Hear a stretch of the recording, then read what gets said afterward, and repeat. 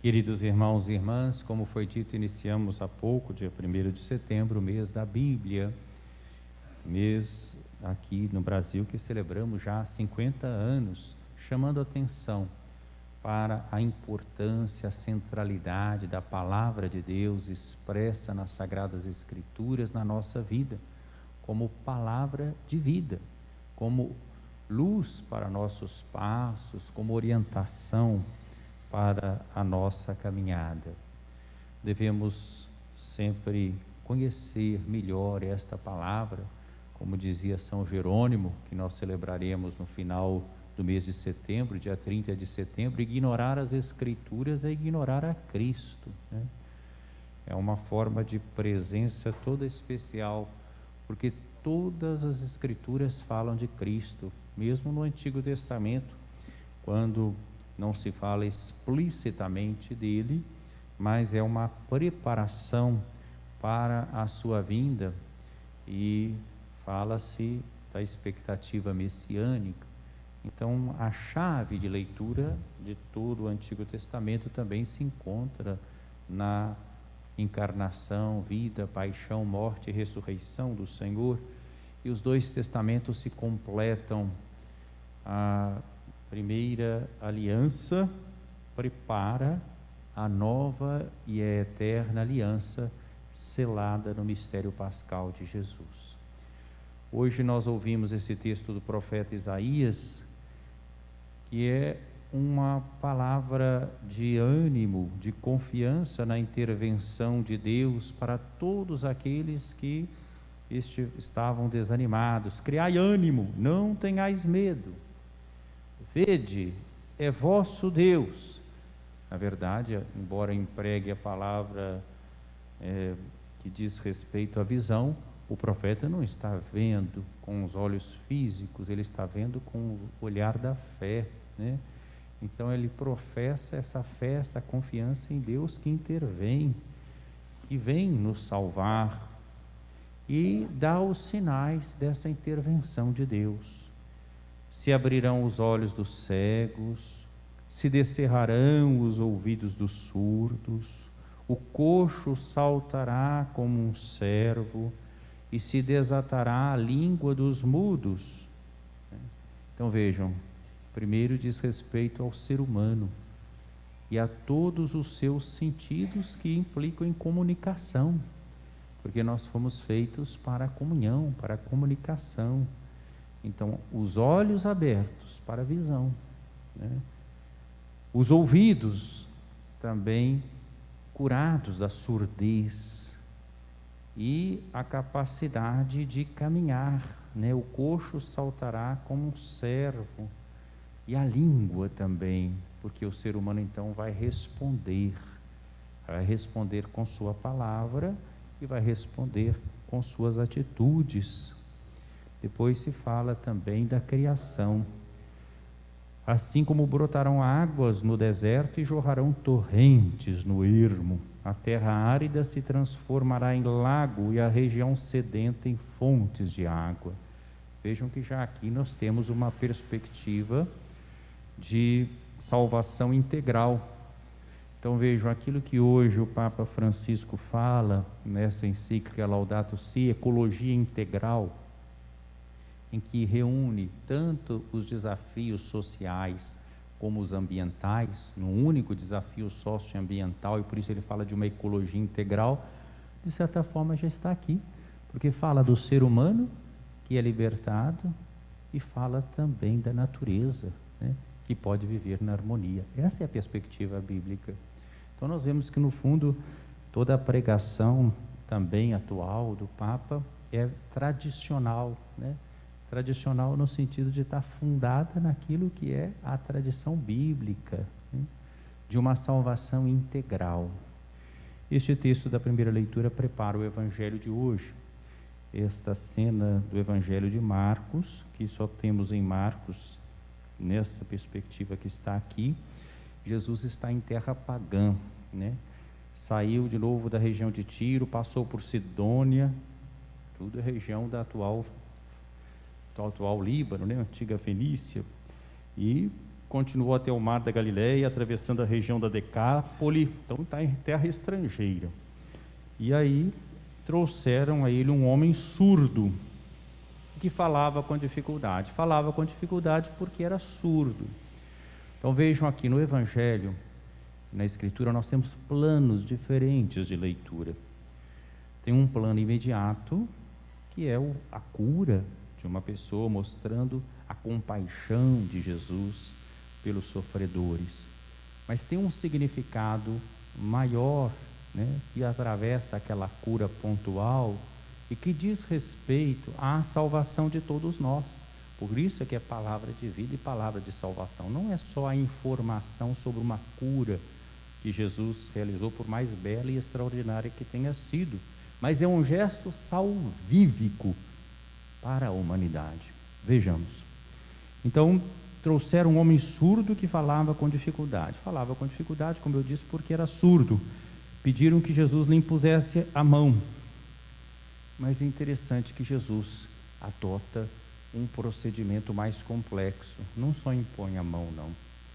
Jesus afastou-se com o homem para fora da multidão. Ele não está buscando um sucesso fácil. Ao mesmo tempo, o que ele vai realizar deve fazer com que esse homem se torne sujeito e, portanto, experimentando a misericórdia de Deus, se torne evangelizador. Por isso, ele é que vai ser o curado, a ligação de Jesus com a multidão. Afastou-se com o homem para fora da multidão. Em seguida, colocou os dedos nos seus ouvidos, cuspiu e com a saliva tocou a língua dele. Parece que então tem um ritual. E olhando para o céu, suspirou e disse: Efatá, que quer dizer abre-te. Imediatamente os seus ouvidos se abriram, sua língua se soltou e ele começou a falar sem dificuldade.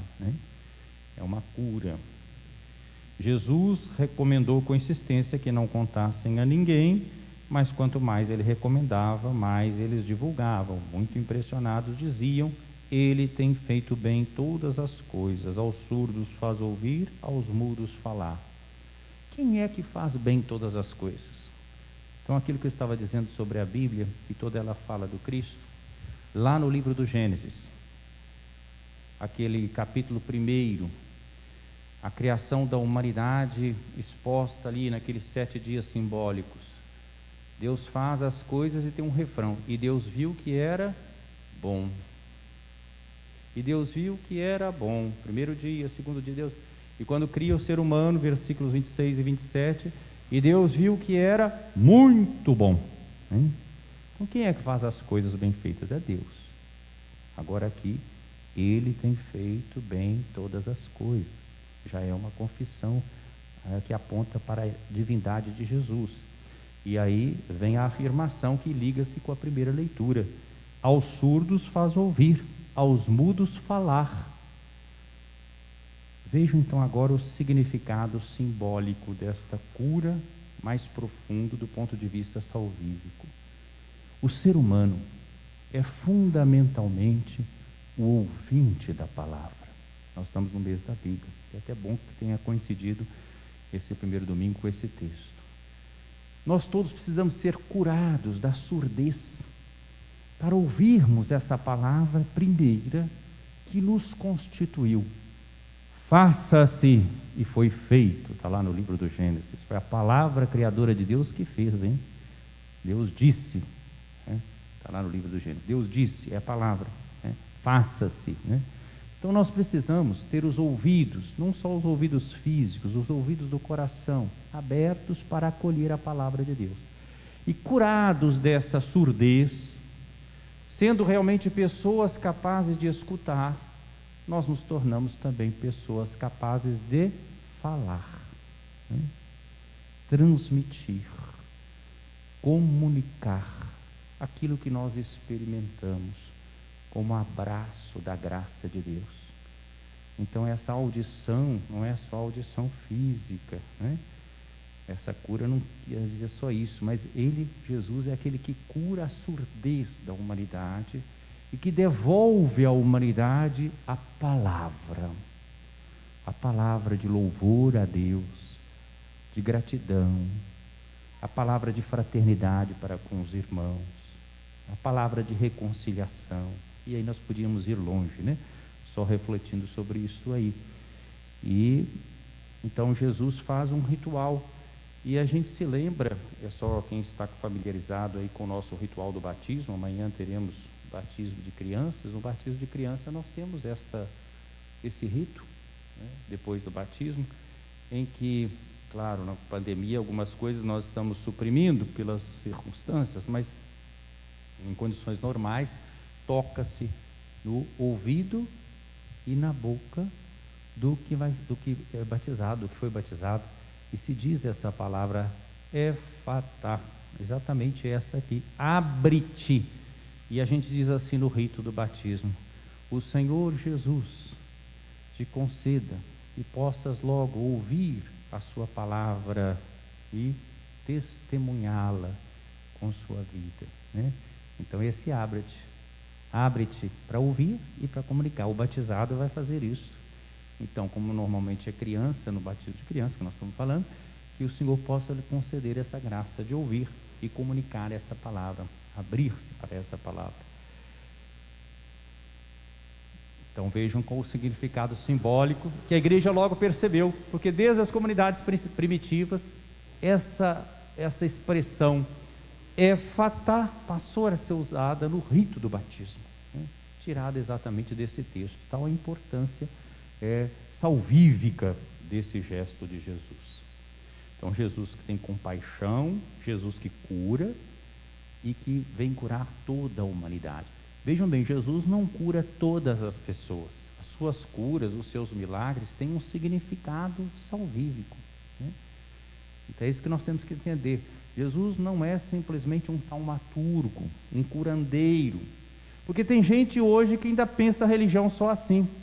Então você procura Deus para Deus curar seus problemas, para Deus ser um quebra-galho, e às vezes não percebe. Claro que nós podemos desejar a cura. Estou doente, quero ser curado. Posso pedir? Pode. Mas você pode também enxergar a oportunidade que a doença está te dando de um aprofundamento da sua vida, de escutar a palavra, de acolher a palavra. Eu conheço várias situações assim, não vou me demorar nisso, mas me lembro de um jovem que sofreu um acidente lá no meu início do meu ministério. E depois eu fui visitá-lo e ele ficou realmente paraplégico, né? Mas encontrou quem cuidasse dele, e até mesmo um casamento, e ele me disse isso, não foi numa confissão, mas ele me disse isso: olha, Deus quis me mostrar muitas vezes o caminho, mas eu não enxergava, foi preciso acontecer isso para eu enxergar, né? Vejam, então ele não estava curado fisicamente, mas ele aprendeu alguma coisa. Ele mesmo disse isso, não fui eu que disse, ele que disse, né? Então existe isso, né? Deus, Ele é benevolente, amoroso conosco, não só realizando curas físicas, mas especialmente nos curando para nós sermos ouvintes da palavra e comunicadores da graça de Deus. Concluo com a segunda leitura de hoje, carta de São Tiago, que fala claramente dessa opção preferencial pelos pobres. Ela não é uma opção pastoral circunstancial, epocal, ou de uma teologia, como às vezes algumas pessoas querem fazer crer, até para poder diminuir o seu significado. Não, ela é bíblica e ela está presente no Antigo e no Novo Testamento. São Tiago aqui é explícito, nós estamos lendo São Tiago desde o domingo passado. Meus irmãos, a fé que tendes em nosso Senhor Jesus Cristo glorificado não deve admitir acepção de pessoas. Nós não podemos, então, fazer acepção de pessoas, tratamento diferente. E São Tiago vai com um caso bem concreto, numa comunidade de fé. Imaginem que vocês estão numa reunião, né, e chega um rico, e ele descreve aqui, né, anel de ouro no dedo, bem vestido, uma pessoa assim e tal, e também um pobre, né, com a roupa surrada, e aí se dá atenção àquela pessoa que está bem vestida, arruma logo um lugar para essa pessoa de destaque, e ao pobre diz: fica aí de pé, ou senta aqui no chão, né? Fica aí, então senta-te aqui no chão aos meus pés. Não fizesse discriminação de pessoas, então é fácil de entender o que ele está dizendo, mas evidentemente a aplicação é muito mais ampla, né? E não vos tornasse juízes com critérios humanos, julgando as pessoas pela aparência, pela condição social. Meus queridos irmãos, escutai: não escolheu Deus os pobres deste mundo para serem ricos na fé e herdeiros do reino que prometeu aos que o amam? Estão vendo a opção preferencial pelos pobres? Está aqui, na palavra de Deus. Não é coisa agora epocal de uma teologia, repito, né? Não escolheu Deus os pobres deste mundo para serem ricos na fé e herdeiros do reino que prometeu aos que amam? O que vocês estão lembrando? A primeira bem-aventurança, que abre todas e que é a chave de leitura de todas elas. Bem-aventurados os pobres em espírito, porque deles é o reino dos céus. Então vejam bem, o reino pertence aos pobres, pobres em espírito. Pode ser, a pessoa pode ser até rica, mas se ela é pobre em espírito, ela entra nessa dinâmica, né? E uma pessoa também pode ser pobre e não ser pobre em espírito, é claro, né? Não é só a questão social.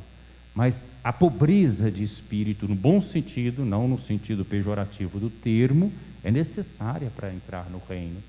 Só quem se esvazia de si mesmo, na simplicidade da vida, que acolhe a palavra, é que experimenta a gratuidade do reino de Deus que nos abraça. Tudo isso nos ensina a palavra de Deus e deve ser então a luz dos nossos passos para entrarmos no reino de Deus. Peçamos ao Senhor essa graça para todos nós, que Ele cure a nossa surdez, para que possamos acolher a palavra de Deus no coração generoso e proclamá-la, não só com nossas palavras, mas com nossa vida, com os dons que Deus nos deu. Louvado seja nosso Senhor Jesus Cristo. Nós temos entre as intenções, como foi mencionado, aqui a celebração das bodas de ouro matrimoniais do João Dias e da Rosa Inês, 50 anos. Tem um outro casal de 70 anos, mas parece que não está presente, não é isso mesmo? Então eu convido o casal das bodas de ouro que se aproxime aqui.